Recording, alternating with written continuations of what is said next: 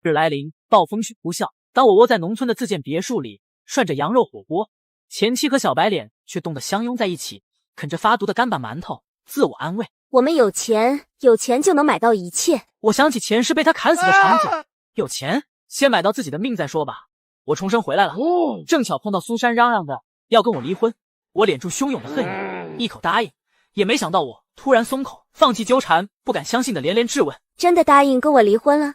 你可别再耍什么花招。我看了眼时间，距离天灾来临还有10天，时间不多了。现在马上我们去民政局。路上看着身边人满脸得意洋洋，眉眼间掩不住的春色，我努力克制住杀掉他的冲动。饥寒交迫之际，他拿起斧头冲向我，那剧痛仿佛还残留在天灵盖上。这一世我要让他血债血偿。划分财产的时候，我只要了家里的所有的存款，共20万，还有1辆车。苏珊一口答应，还朝着我邀功。看我对你好吧，我都净身出户了。我笑得满含讥讽，却故作不知。房子不是留给你了吗？他以为我不知道，他中了1亿彩票大奖，想在兑奖前逼走我，独吞巨额奖金。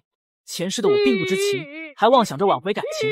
直到他带着他的小白脸回到家，我才知道，原来我以为的好老婆早就和别的男人勾搭成奸。天灾来临，暴风雪持续肆虐，我们3人同在一个屋阁下，物资有限，他们2人不仅抢走我仅有的面包，还逼我在极寒天气出门抢物资。可我抵死不从，争执之下，前妻抄起手边的斧头，狠狠地劈向了我。意识残留之际，还看到那2个恶魔双眼放光。快，这可是新鲜的肉。我也没有要房子，城市里的楼房在末日不仅一点用处都没有，还会遭到邻居的攻击。这一世就让那里成为苏珊的棺材吧。提交了离婚申请书，我就赶紧开车回家收拾行李。收拾到一半，苏珊也回来了，看她掩饰不住的喜意，我猜应该是把1亿奖金拿到手了。但我毫不理会，继续整理着我的那些衣物，特别是加棉加厚的冬装。再见了，季坤，带着你的那些破烂滚回你的农村去吧，我要出去玩了。苏珊一走，我马不停蹄的翻箱倒柜，她的冬装全都带走，跟前世一样。她是跟小白脸去了三亚海边，回来的时候正好碰上极寒天气开始，轻薄的衣物让他们刚出机舱就冷得受不了，从而把火气撒到因冷热交替染上风寒，险些迟到的我身上。真是废物，开个车都不会。路过厨房扫荡的时候，我还不经意瞅到了一把眼熟的斧头，这本是用来砍大棒骨的，没想到前世却成了我致死的凶器。凝视片刻，然后顺手把它拿出来给放到了桌子上。最后我环视了一眼这个看起来没什么变化，实则空空如也的房子，给几个关键的隐蔽位置装上了实时监视器。处理完毕，我带着东西开车连夜赶回市郊的农村家里。见到爸妈，我的泪立马忍不住流了下来。前世断电断网，我也没能和他们取得最后的联系，也不知道他们有没有熬过那场天灾。看到我哭，他们慌了神，连忙追问怎么回事。我犹豫再三，还是把所有的事都和他们说了，也包括天灾重生，气得我妈泪水连连。我爸点烟怒骂：爸妈，现在不是说这个的时候，我们要赶紧改造房屋，囤食品物资。我爸把烟一掐，干脆道：行，你说咋办就咋办。为了提高房屋的稳定性，我喊来了工程队来做全楼加固，还做了双层保暖，窗户也全都换成最坚固的3层玻璃。楼顶安装了5块巨大的太阳能发电板，将整个屋顶盖得严严实实，到时候断电了能靠自发电过日子，还要有发热源。现在农村都靠燃气取暖，可到时候燃气一断，暖气片变得冰凉，照样会受冻。我从仓库翻出早已替换掉的烧火炉，这种炉子靠燃烧煤炭产生热量，小时候的冬天就是这样度过的。可这炉子许久未用，早已锈迹斑斑，灰尘满满。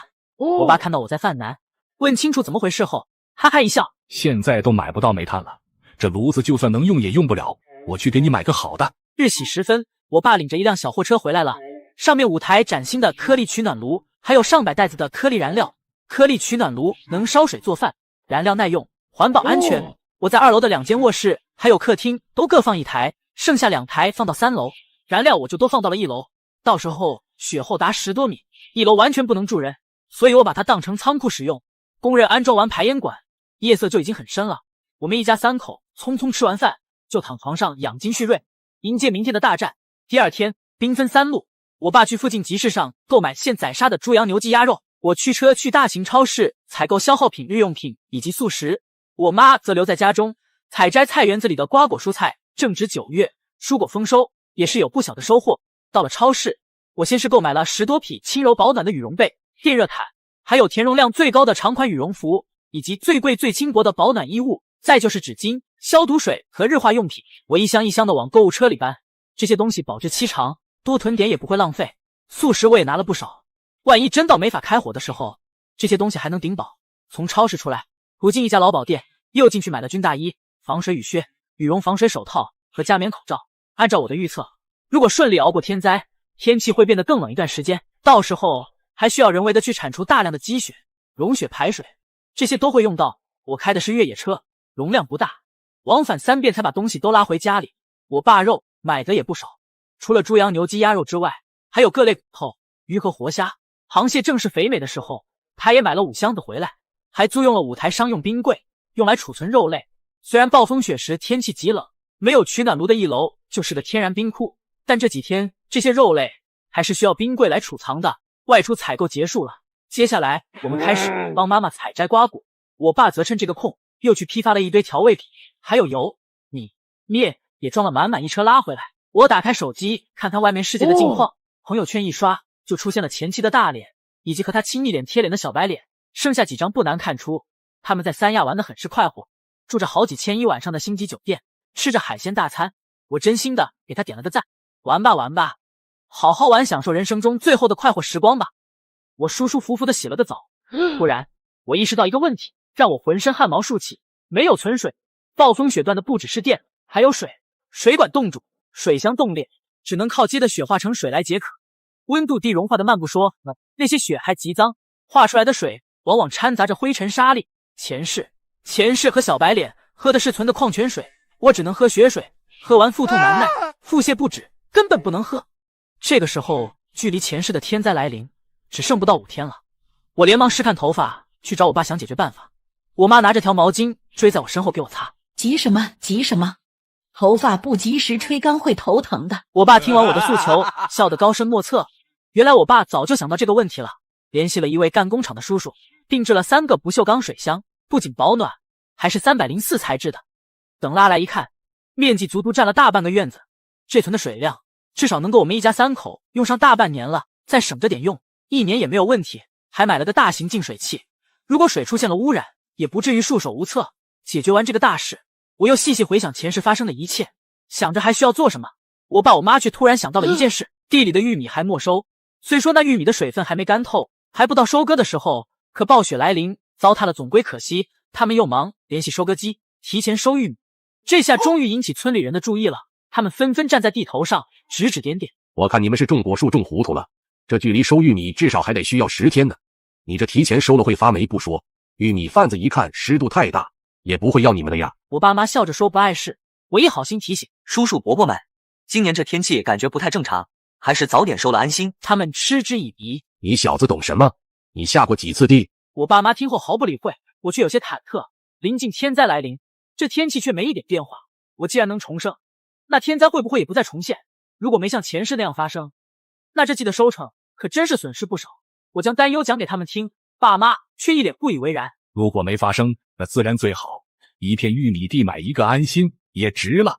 第二天天气巨变，本来第一场秋雨过后已经是秋高气爽的天气，突然急剧升温，气温一度升至40度，全国各地都在哀嚎，嚷着这秋老虎太厉害了。我的心越来越沉，果然来了。前世也是巨热了2天，在第3天的下午，忽然刮起大风，温度骤降，然后暴雪接踵而至。我在相关的帖子底下留言说这天气不正常，建议囤点物资以防不测，结果引来一片嘲讽。你是来卖物资的吧？有一个看末日小说看啥的？谁家这么热的天气囤食物？我有些无力，希望我那短暂存在的回复多多少少能引起点人们的关注。如果有人听劝，那最好不过了。把手机扔一旁，我又投入到忙碌中。时间紧迫，我爸正在安装每个楼层之间的隔档，到时候可以缩小空间，增强取暖效果。我妈则依然围着灶台转悠，蒸馒头、蒸包子、烙饼，还包了不少水饺，到时候可以直接下锅吃。时间就这样加速过去，突然手机中的监控软件提醒我，前期的那所房子有人来了。我一看，是他和小白脸提前回来了，比前世早了1天。虽然不知道他们为何改变了行程，但我透过监视器观察到他们并没有什么异常。2人吐槽了下这该死的炎热天气后就睡了。可他们想不到的是，一觉睡醒，迎接他们的是世界巨变。9月5日下午，暴风雪如期而至。我望着窗外的鹅毛大雪，庆幸一切都安排妥当，手里的20万存款全部花光，加上爸妈出了几万块钱，采购的物资足以够挺一段时间。网上有人在骂这该死的鬼天气，有人问是不是哪里有冤情，也有人意识到了不对，开始提倡囤点物资，特别是到了傍晚时分，雪还没有停的意思。越下越后，从卧室出来，想看看晚饭吃什么，可客厅竟空无一人。我跑到1楼，才找到了我妈，她止不住的朝门外张望。妈怎么了？你爸他还没有回来。今天中午吃完饭，他看着起风了，就说要回你爷爷家拿点东西。妈，你先别急，我现在就开车去找爸。暴雪天能见度极低，同时地上的积雪也让人寸步难行。就在这时，幸亏我想得周到，早给轮胎加上防滑链，要不然啊，我到半夜才能回来呢。还挺有脸是吧？害得我和儿子快要吓死了。我爸也不猛，翻到车上往下搬东西。先是一些农用工具，铁锹、镰刀、锤子，还有一把电锯。这些工具不仅能够铲雪，关键时刻还能防身，在末世往往人比自然环境更加危险。再就是几麻袋的柿子，你娘俩最爱吃的脆柿子，是咱老家门前的那棵树结的，熟的差不多了，我就给打下来了。不知是风太大了还是怎么的，我眼前被一层泪模糊了视线。这时车上跑下来一条狗，老爸说看他可怜，就给带回来。看你长得这么彪，以后你就叫刀哥了。夜里，风从门缝里刮进来，呜呜作响，我被吵得睡不着。这时，我看见客厅亮着灯，是老爸拿着厚实的塑料布，准备把窗户钉上，这样做既防风又保暖。爸，你钉上的这布透气性怎么样？别到时候咱们闷出病了。好像忘了和你说了，房屋加固的时候，我还顺便做了新风系统，再怎么封窗，空气呀也绝对新鲜。我再一次为我爸的先见之明竖起了大拇指。见没什么需要我帮忙的，我就回到了房间。我拿起手机准备上网冲会浪。就在这时，定睛一看，来电人就是苏珊。季坤，家里厚被子呢，我都快被冻死了。哦，厚被子啊，那是我买的，咱俩离婚了，肯定是被我带走了啊。连床被子都要计较，你就是个只配用破烂的乡下人命。我懒得听他说话，直接挂断了电话，接着打开了监控。他敢挂我电话，气死我了！还有，这破空调是不是坏了？一点都不制热。好了好了，宝宝，雪说不定明天就停了，咱们抱着睡，不冷的。切，你们就好好抱着吧。现在物资也囤得很多，房子也改造的差不多了，可我总觉得还是不够，因为前世我并没有活很长时间，这场灾难会持续多长时间我也不清楚。我现在能做的就是尽量活得够长。按照前世记忆，明天应该会停几天雪，然后真正的灾难就会到来。这2天得想办法继续囤点东西。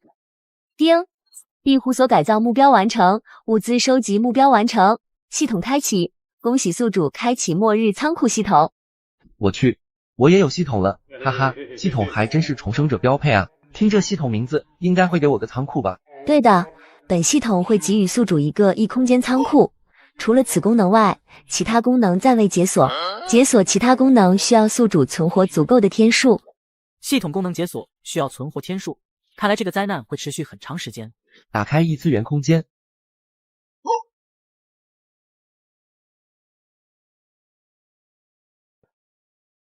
我勒个豆，这么大的空间能装多少东西啊？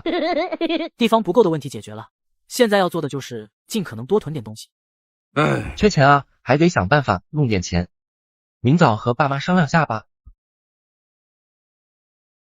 本次暴雪天气已过，后续天气将持续转晴。爸，现在回温只是暂时的，2天后真正的灾难才会到。生怕老爸不信，我又加了句：我说的是真的，你要相信我。闻言，老爸笑笑：怎么会不信？你是我儿子，我是你老子，我不信你信谁？我同老爸说了下，我们现在还需要买东西，同时我也说了这个神秘的仓库，但没有说系统。所以我们还需要买东西，因为我也不知道灾难什么时候会结束。现在最大的问题就是钱不够。傻儿子，咱们可以找银行啊。我和老爸立马开车来到银行，当然我们是来贷款的呀，可不是来抢劫的哦。贷完款，我们朝着超市走去。我们准备把之前买的东西再买一点点。买完东西，找了个没人的地方，把这些吃食和用品一股脑全扔到系统仓库里，只留下一车的物资放在车后。别问为啥不全放进空间里，问就是车开都开来了，不拉点东西感觉怪怪的。回去途中，我打开手机，发现网上也有开始提倡囤点物资的人。这一次网友的反应不像上次我说的那么激烈了，也有附和的声音，但是绝大部分还是不以为然。我打开了监控，日常看下前妻他们在干嘛。他正在和小白脸吵架。珊珊，外卖根本没人接单啊，跑腿也没有。我给你钱，你出去买点东西回来吃。珊珊，你看我这个小身板，一出去不得买到雪里呀。你一个大男人出去买点东西怎么了？你还想让我这个弱女子出去买吗？凭什么每次都使唤我？我把话撩着了，我使劲则就是饿死，死外面从这跳下去，不会去买一点东西。使劲则，你再说一遍。接着他们便吵了起来。看了一会，我就退出了监控。不一会车也开到家了。下车后，我便和老爸忙着搬东西。卸完东西，老爸负责去停车，我负责搬进家。哇，好多吃的啊！妈妈，我想要吃。哟，小鸡啊，你家这是要把这些东西卖掉吗？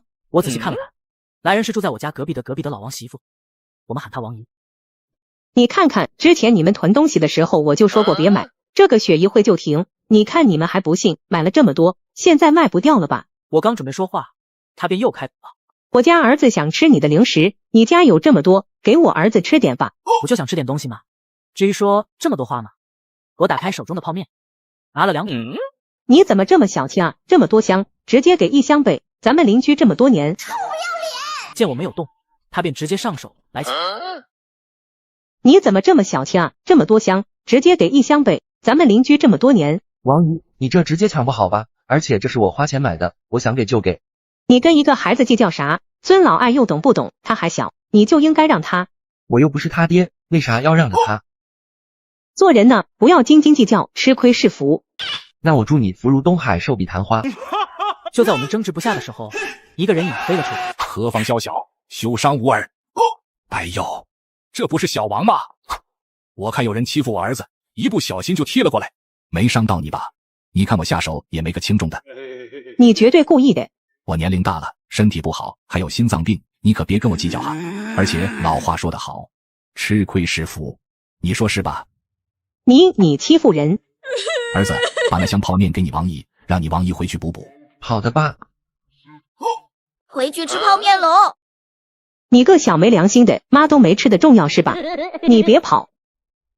姜还是老的辣，老爸还得是你。那是，对付这种人就得用这种方法。小插曲过后，我们把物资搬进家，将仓库的绝大部分食物放进一空间，只留3个冰柜里的食物没有放进去。忙了一天，我妈晚上包了许多饺子，吃完洗了个澡，然后便早早睡去。第二天一早，我便被一阵吵闹声叫醒，出房门便看见一些亲戚在客厅和爸妈说着什么。二舅，听说你家最近中彩票了，听街坊邻居说，你家最近又是买各种吃的，又是修房子的。二舅你也知道，我上有8岁老女，下有80岁女儿，穷的都揭不开锅了。二舅你就借点钱给我呗。还有我，就老爷借我点钱，我去给我儿子买个篮球，练习2年半再还你。哦，这时我插话了。表哥，我家最近因为装修房子呀，手头也不是很宽裕，要不你试一试借呗或者花呗。那不行，那些玩意借了要还的。你搁那给我吹呼你吗？儿，你看你长得那个逼，好像上单。好了，要是借钱的，那你们可以回去了。其实我们家也没钱，你们看，这都是贷的款。上面白纸黑字写明了贷款信息。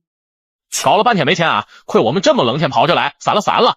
望着他们的背影，老爸朝他骂：这天气有问题，你们最好囤点吃的，以防万一。天都放晴了，能有啥事啊？看来他们一家是真疯了。最近听说季坤这小子和苏珊离婚了，难不成他们一家都受刺激了？心里这么想着，嘴上却说道：好的，就老爷。望着他们离去的背影，我微微叹了口气。明天晚上就要变天了，还来得及，希望他们能听句劝吧。时间飞逝，第二天傍晚，天气突然巨变，紧接着便下起了鹅毛大雪。终于所有人都有了囤货意识，涌入超市扫荡物资。而此时的我正在屋子里吃着火锅，看着剧，看着屋外纷飞的大雪。我点开了监控，此时的苏珊和小白脸正裹着被子缩在沙发上，客厅桌子上放着吃剩的泡面。宝宝，现在大家都在分享物资，我们也赶紧去超市吧，不然去晚了什么都没了。就在二人准备动身时，我的微信弹出来一条消息，原来是我那还未来得及退出的物业群里，有人艾特了所有人。大家有人要物资没？我们准备采购点物资，有需要的群里扣个1，然后转账300块昆币驻押金。一时间群里都是1，还有转账红包。这时苏珊也扣了个1，紧接着还发了个大大的红包。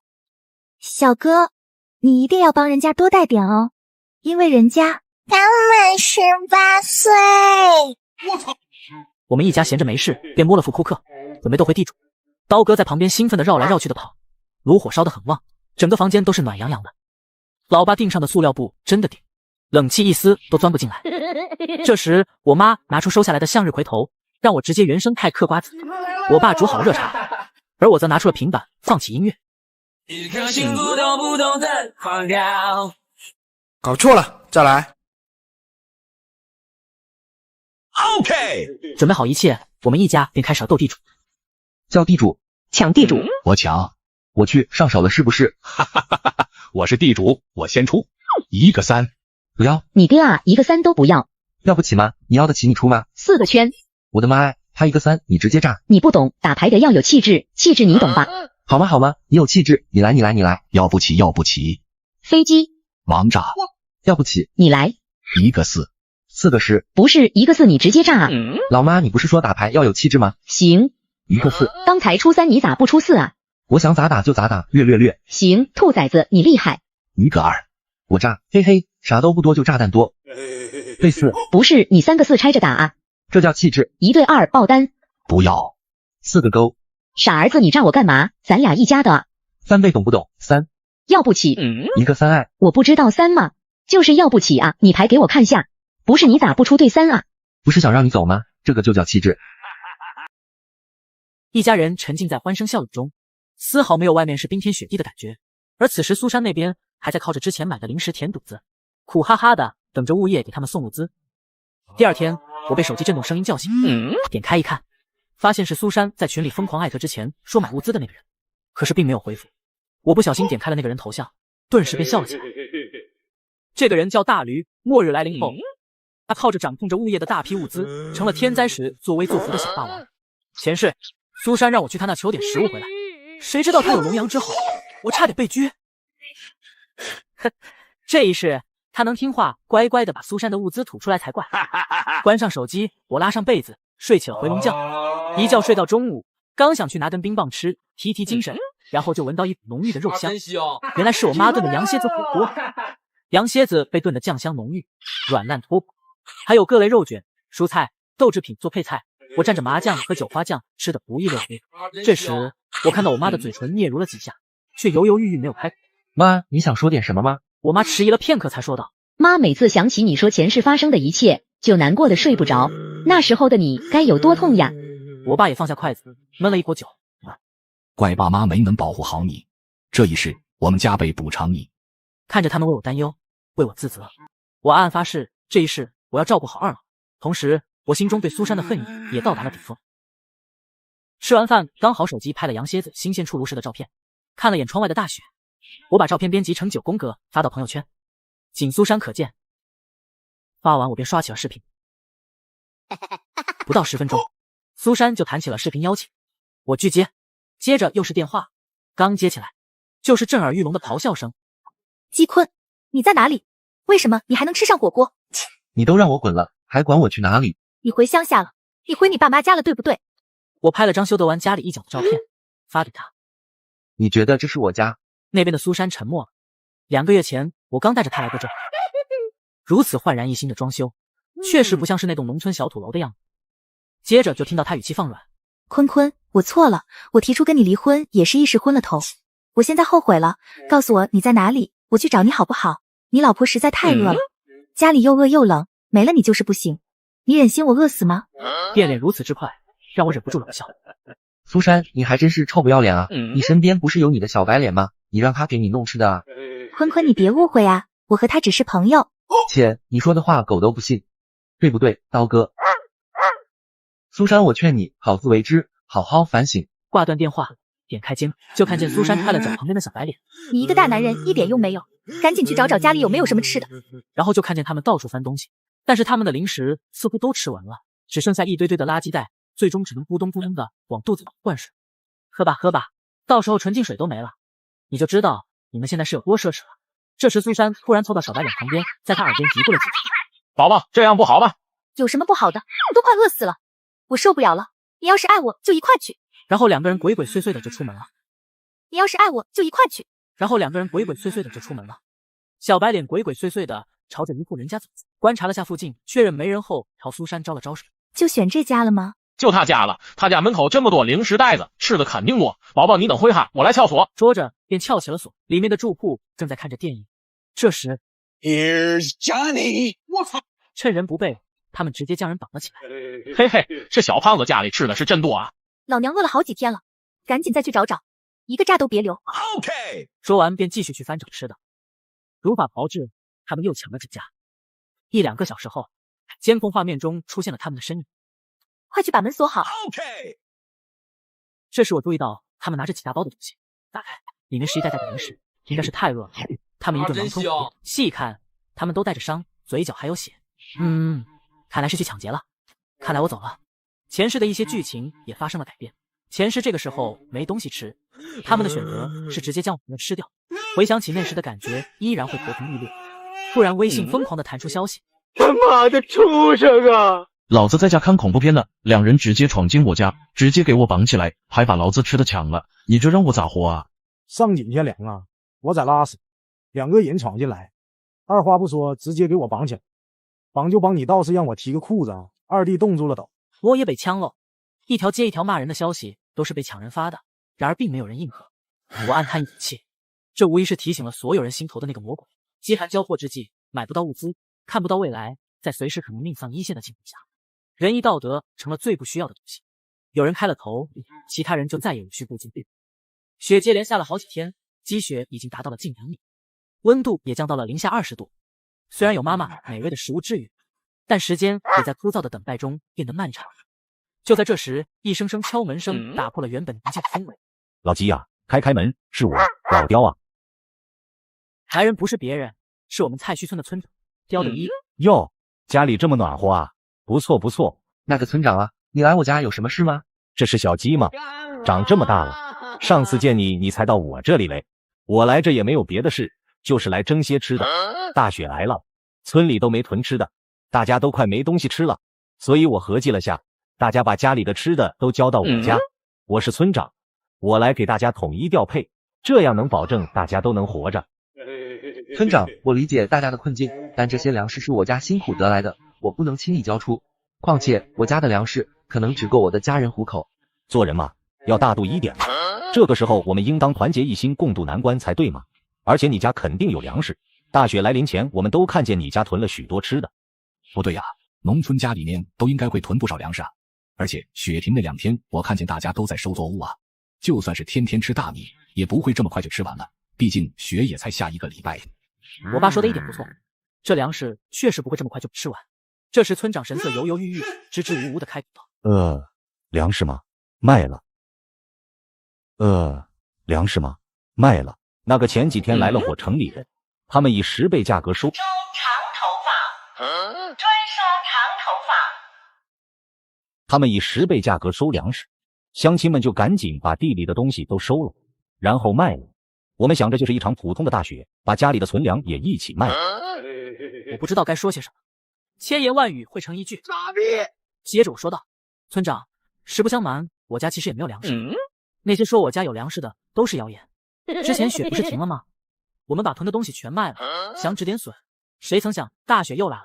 我爸看着我撒谎不脸红的样子，暗暗竖起了大拇指。依据我多年的经验看，这小鬼头应该在骗我。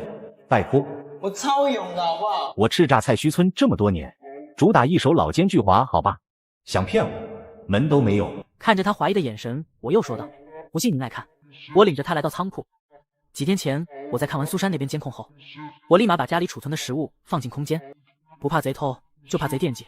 我准备都装进去，但是我爸却让留一些下来。您看，就这点东西，我们自己家都够呛，实在是给不了。不对呀，他家不可能只有这点啊，我们只看见进，没看见出啊。难道他家还有地窖？切，你家就这点吃的，还以为有多少呢？既然你们给不起，那到时候调配就没你家的份了。这就不劳您操心了。看他们这么平静，应该是藏粮食的，嘿嘿，应该还不少，得想个法子让他们乖乖交出来，这事得从长计议。说完，他抬脚便走了出去。村长走后，我爸意味深长地说道：我有预感他一定看出来什么了，以后家里面门窗要关好，有人敲门咱也尽量别开。第2天温度骤降，温度也来到了零下50，哪怕炉火烧得再旺，房间里也是冒着嗖嗖的冷气，暖和不过来。我们只能打开电热毯，穿着保暖内衣加厚实的家居服，随时随地喝着热茶，才不至于那么难熬。紧接着，另一个噩耗又来了，停电了，同时网络也都瘫痪，我们彻底与世隔绝。更没想到的是，安装的太阳能发电板并没有起到太大作用，因为哪怕发电板坡度再大，也被积雪淹没一半，加上天阴的不见天日，捕捉的太阳光微乎其微。幸亏我爸早已备好5台大型的蓄电池，以及我充好的10多个大容量充电宝，才不至于立马陷入困境。所幸暖炉是颗粒取暖炉，不需要电。本来想过晚上一家3口睡一间屋可能会暖和点，可打地铺实在太冷了，根本躺不住。外加上我爸呼噜声太大，这才作罢。寒冷的日子让一家人兴致都不太高，扑克也被收到一旁，没人再想去玩。这时我看见我爸手里拿着2样布满灰尘的东西，细一看，一个是收音机，一个是望远镜。收音机调试半天，终于收到了信号。请各位群众不要担心，不要慌张，不要放弃希望，一定要积极自救。另外，电路问题在积极维修中，物资也在逐步发放。有了外界的声音，我们的心逐渐落到了实处，日子也没有那么难熬了。我妈做了麻辣风味的烤肉干，我边嚼边翻看漫画书，嚼累了就来一口刚出锅的糯米粘豆包，吃下去黏糊糊甜滋滋，这种感觉实在是太酷了。看得累了，拿出望远镜看看窗外的远处，虽然还是一片白茫茫，没有什么变化，但每次看心仿佛也跟着飞了出去。可没想到，平静的生活在一个晚上被打破。凌晨2点，正是睡得沉沉的时候，这时2道身影正鬼鬼祟祟的摸过。哎呀，大哥，快起来！不好意思压到你了。你小点声，别把他们吵醒了。话说你这是什么造型？嘿嘿，这不是第一次来偷东西吗？带上这个更有体验感吗？怎么说话的？别造谣好吧？咱们是来摸清楚他家吃的藏哪的，怎么就叫偷呢？话说大哥，咱为啥帮着老头啊？他明面上是村长，暗地里可是菜墟村老大，人称玉面菜墟王。咱帮他办事，一是博个好感，二是咱们能顺手顺点好东西。他家就3个人，其中2个还没有战斗力，这不手拿把掐。还是大哥聪明呀，不像我只会 up and down and up and down。哦你妈个头啊！哦你个完没完啊！说正经的，你那边有能进去的地方吗？没有，我这边窗子都锁起来了，而且那个窗户好像还改造过，梆梆硬。破窗也不行，声音太大会吵醒他们。这是最后一个窗户了，实在不行就回去找个会开锁的。哎，大哥开了。不错不错，今晚给你加鸡腿。好了，别乐了，快进去吧。话说这什么破天，冻死人！难道世界末日是真的？嘿嘿，大哥，咱真进来了。嘿，他家还挺暖和。嘘，小声点，赶紧去找。说完，2个人便鬼鬼祟祟地向外摸去。我左边，你右边，咱俩分头行动，找到地窖，咱们厕所汇合。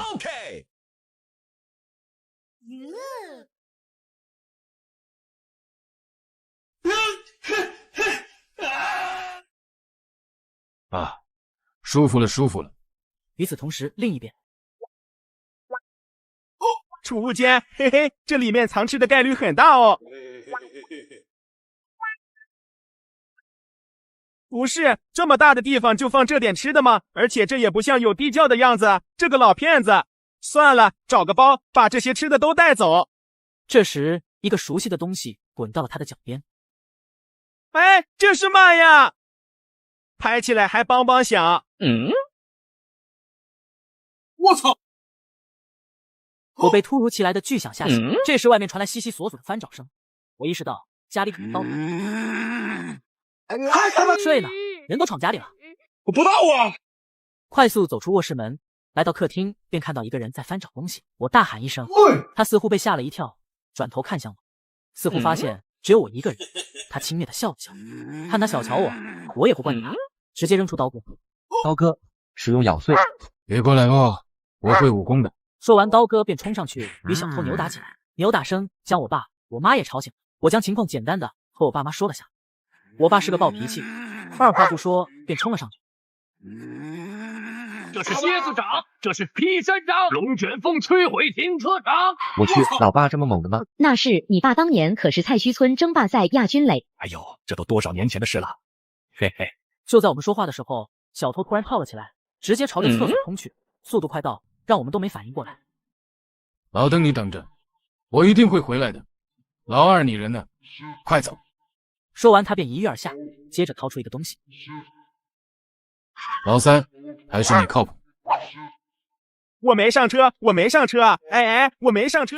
因为不知道他们是否有什么后手，所以并没有追出去。一段时间后，一直没有动静，我便和我爸去找他们进来的地方。我们发现是厕所的窗户忘记上锁了，才让他们溜了进来。因为塑料布家里不够，所以我们就把窗户锁上。然后我爸拿来木板将窗户封了起来，防止冷风吹进来。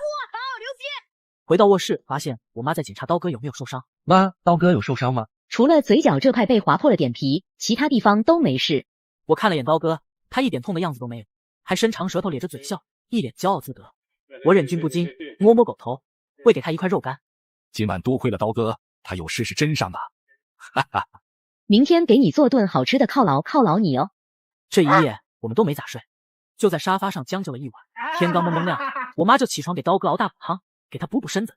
我跟我爸则用望远镜谨慎地观察了一下劫匪的来路以及方向。这两个贼应该是从那边来的，血迹到2楼了，他们很容易就能爬到这，正好这个窗户没有锁，他们就进来了。老爸，我觉得这两个小偷和村长脱不开关系。首先他们进来什么都没拿，反而感觉有目的的在找什么，而且还是在村长来完家后才发生的事，这一切不可能这么巧吧？不过也没事，就算给他们找，他们也找不到什么。话虽如此，咱们也要做好防护措施。我爸眉头皱了半天，然后突然想到了什么，直接朝着仓库跑去。接着就看见我爸从仓库找出30多个大型老鼠夹，这本来是用到果园里的，我爸之前怕它威力太大，夹到人就没用，现在正好派上了用场。我爸将它们围着房屋放了一圈。老爸，你这确定能夹到吗？只要雪在下的厚度不超过人的身高，就总能踩到。如果超过了也没关系，拿出来再放就是。嘿嘿，我看这次他们敢不敢再来。放完，我们便去喝我妈熬的骨头汤。就在这时，一个好消息终于来。在我家，当我们正沉醉于骨头汤的美味时，屋内的灯光突然闪烁，随后整个房间被照亮。电来了，我爸反应最快，直接朝着我们喊道：“快把蓄电池和充电宝都拿出来充电！”说完，我们全家立刻行动起来。不一会儿，所有的充电设备都已接好，看着设备重新充满电，我不由得感叹国家电网的强大与牛逼。我按下手机的开机键。美国有苹果，中国有菠萝，菠萝手机。屏幕亮起，显示着熟悉的桌面。检查了一下网络，发现网络也已经恢复了。咦，停电的这段时间，监控录像一直在录制吗？原来是带有电池的监控仍在录制着视频，并自动储存。在网络恢复的时候，又开始往我这边传输。我点开传输好的视频，跳着看了下，果然发现了一场好戏。就在几天前，兴许是食物又吃完了，苏珊和小白脸大吵了一架，并且动了手。不过我知道还是苏珊更厉害，因为我也领教过，有一说一，竟是真的。我受够这样的日子了，你这个废物，我当初怎么会看上你？苏珊，这些天你吃的都是我抢来的，你有什么资格说我？而且明明是我抢来的食物，你吃的比老子还多，还好意思说我废物？我没说你，你倒是好意思先说我。你分手？分手？你真以为我不知道？你和438号的老王勾搭上了？怎么这么迫不及待的踹开我想去找他吗？也对，现在大家都防着我们了，抢不到东西，我的价值就没了呗。呵呵。苏珊听完，恼羞成怒，又和小白脸扭打起来，然后便出门了。我打开监控，想看看他们现在什么情况。因为前段时间停电，小白脸那边的空调也成了摆设。他蜷缩在床上，上面盖着一层又一层的衣子，连夏天的半袖也搭在了上面，像是人为堆砌的一座坟。他许久未动，就在我以为他嘎掉的时候，他又缓缓伸出一只手，摸索着空调遥控器，还把手机给充上电。看到这一幕，我不禁一愣，他竟然还没嘎，我不禁好奇他是怎么活下来的。就在这时，他一口一口的往嘴里塞一团白色的东西，细一看是蚕丝被子里面的蚕丝，他竟靠着蚕丝活到现在。但看他那奄奄一息的样子，离嘎也不远。想起前世他俩对我的所作所为，我的脑海突然闪现一个想法。我向小白脸打去视频电话，他拒绝一次，我就再打一次。在我这样一直拨打下，他终于接了。你干嘛？视频电话一接通，他看见我红光满面的样子一愣。哟，看你这样子，这段时间过得不好啊。你要是专门来笑话我的，那我就挂了。别啊，我看你这样你应该撑不了多久了。你看看你，我之前说过苏珊不是个好人，你看她不但背叛我，现在又抛弃你了，你现在在这饿的都快要嘎了，而苏珊呢正在外面逍遥着了。你想想，你和他在一起都是你付出的，凭啥好处都让他占了？他中彩票1分钱没分你，还到处使唤你，现在你要嘎了，而他在吃香的喝辣的，你甘心吗？你甘心吗？说完，我看见他的双眼面露凶光，逐渐变得凶恶，然后我就挂断了视频，就让这对恶人互相折磨去吧。钱是我的，惨死！小白脸也罪责难逃，他不仅抢我的衣物，联合苏珊打骂我，不给我吃的，血后之半妖，还连同苏珊逼我出门寻找物资，甚至要嘎掉我，然后分食我的这个主意，也是他主动提出来的。这一世，我岂能由他逍遥自在？我又调到监控画面，小白脸从衣物堆里钻出来，疯狂砸着周围的仪器，从卧室砸到客厅，力气快就消耗殆尽。他瘫倒在沙发上发了会儿呆。这时他拿出手机拨打电话，不出意外应该是打给苏珊的，打一次被挂断一次，然后便见他拿着武器，气势汹汹的出门了。很快他就带着另一个人回来了。他强势的拽着苏珊，将她拽进家，把门一甩，就开始上前打骂。之前强势的苏珊，现在完全被小白脸压制。我看了眼苏珊，几天不见，她比之前状态好了不少。小白脸似乎也看到了她过得不错，顿时叫骂：忘恩负义的臭娘们儿！老子之前好吃好喝养的你，你出去享福不享着老子，竟然还真敢抛弃我，光想着自己活下去，你有想着我吗？我快要死了！苏珊什么时候被这么骂过？顿时怒对道：怎么，你自己没本事，还想着我和你一起挨饿？你别把自己想得太重要，老娘想随时踹掉你就踹掉你。说完，小白脸便扑了上来，两人扭打起来。小白脸招招凶狠，但因为很长时间没吃到食物，很快便忍一下，被苏珊压制住。